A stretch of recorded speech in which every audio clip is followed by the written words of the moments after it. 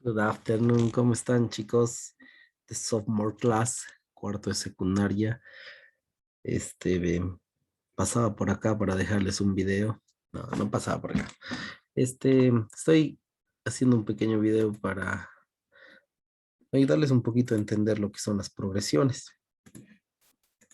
Aquí en esta pizarrita vamos a ver algunas diferencias entre lo que es una progresión geométrica, perdón, una progresión aritmética y una progresión geométrica. Un poquito para que ustedes vayan entendiendo y no se confundan mucho. Una progresión aritmética es una sucesión de números de tal forma que para encontrar el siguiente número hay que sumar una cantidad que es constante, ¿verdad? Esa cantidad se llama razón. La identificamos como D. Y una progresión geométrica es una sucesión de números de tal forma que para encontrar el número siguiente hay que multiplicar por ese mismo dato que se llama razón. En la progresión aritmética la llamamos D, en la progresión geométrica la llamamos R. La única diferencia para poder diferenciar entre una y otra, ¿no? Bueno, cuando tenemos el dato de la razón, pues es muy sencillo porque podemos ir encontrando el valor siguiente simplemente sumando si es una progresión aritmética. 6 más 3, 9, 9 más 3, 12, 12 más 3, 15 y así sucesivamente podemos encontrar nuestra progresión aritmética si tenemos la razón. Lo mismo en la progresión geométrica. Si tenemos una razón, esta vez vamos a ver también que sea 3.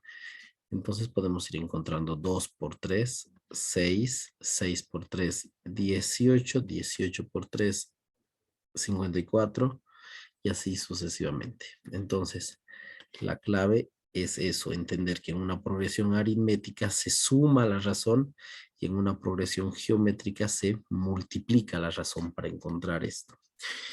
Cada uno tiene sus fórmulas. No voy a tocar en este capítulo el tema de las fórmulas porque las fórmulas son simplemente ecuaciones para poder reemplazar los datos, ¿no?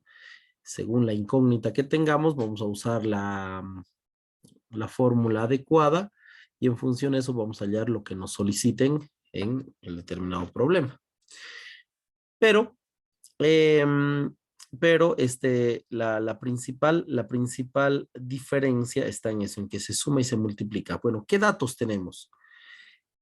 ¿Qué datos tenemos? En ambos tenemos los datos de A1.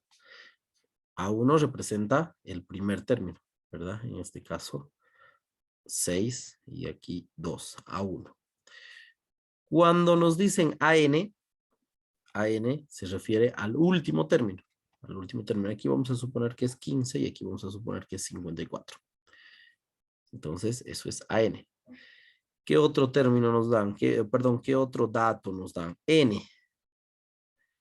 N es el número de términos. ¿No ve? En este caso vendría a ser 1, 2, 3, 4 para esta progresión y para esta también 4, ¿no? Una progresión N.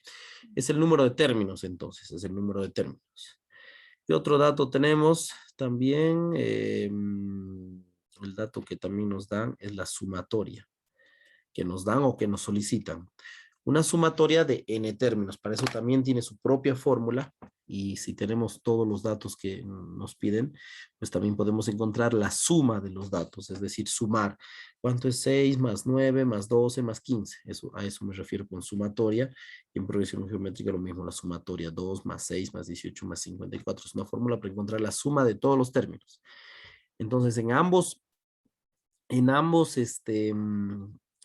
progresiones también tenemos ese dato como la suma. Y bueno, como ya les había dicho, también existe la razón, que aquí es D, y la razón en una progresión que es R, ¿no? Que es lo que marca.